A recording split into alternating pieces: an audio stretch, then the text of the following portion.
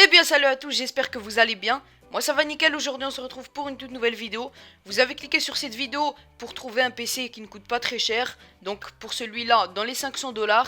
Malheureusement, puisqu'on est en temps de confinement avec le coronavirus, les prix sont augmentés. Donc normalement ça va être un petit peu moins élevé, vous allez voir ça change souvent.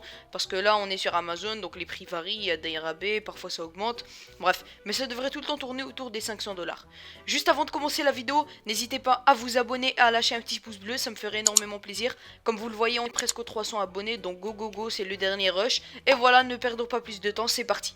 Tout d'abord, pour le processeur, on va prendre un processeur de chez AMD, donc le AMD Ryzen 3 3200G. Vous allez comprendre pourquoi j'ai pris celui-là, parce que malheureusement pour ce budget, on est très limité, donc on n'aura pas de carte graphique. Mais puisque il y a le petit G à la fin, ça veut dire qu'il y a une carte graphique déjà intégrée, donc on va prendre celui-là. Il coûte présentement 162$ et 71 sous.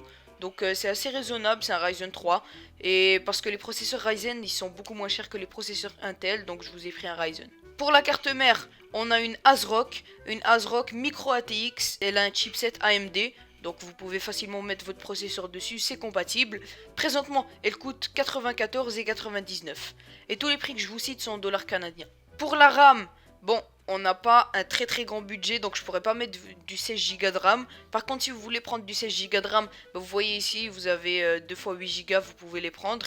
Moi, je vous ai pris du 8 Go de RAM en 2666 MHz, donc 2 barrettes de 4 Go de RAM. Ça va vous coûter 27,99 x 2. Pour le disque dur, on a un Seagate Barracuda. Donc c'est un Seagate Barracuda de 1 Teraoctet. Malheureusement, j'ai pas pu vous mettre de disque SSD. Donc si vous avez un petit peu de budget, vous pouvez augmenter un peu votre budget, vous pouvez mettre un disque SSD, c'est très bien et ça fait l'affaire aussi.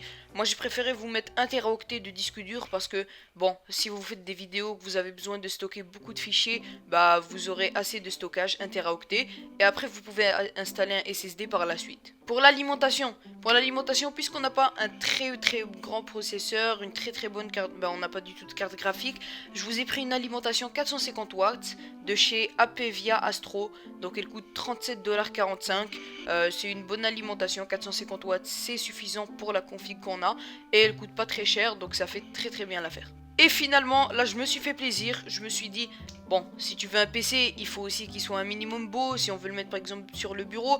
Donc je vous ai pris un boîtier de chez Corsair, un boîtier noir, donc comme vous le voyez, il est plutôt stylé, il ressemble un peu à ça. Et voilà quoi, et il y a de quoi faire un bon PC avec. Je vous ai pris la couleur en noir carbone, donc il y a une petite vitre pour voir tous les composants. Donc si vous voulez mettre des trucs RGB, bah vous pouvez. Vous avez aussi la version blanche. Par contre, elle coûte je pense 10$ de plus, oui, donc 109$. Elle coûte 10$ de plus, c'est à vous de voir qu'est-ce qui correspondrait le mieux avec votre setup. Moi je vous ai proposé celui en noir, parce que je pense d'après moi que ça va mieux dans tout type de setup. Que si vous avez un setup un petit peu plus violet, rouge, le noir ça passe bien.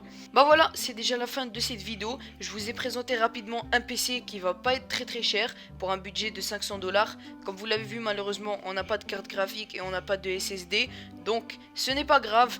Pour l'instant, avec ce PC, vous pourriez tourner dans tous les jeux, vous pourrez tourner autour des 60 FPS, ce qui est plutôt pas mal. Par contre, si vous avez un petit peu plus de budget, vous pouvez ajouter une carte graphique. Moi, je vous conseille une RX 570 ou 580, ça va vous coûter environ 200$ de plus. Et voilà, je vais vous montrer un PC à 1000$. Voilà, je vais essayer de vous trouver les meilleures composantes pour 1000$. Je vous dis à demain pour une toute nouvelle vidéo. N'hésitez pas à vous abonner, liker, commenter, partager. Voilà, ciao.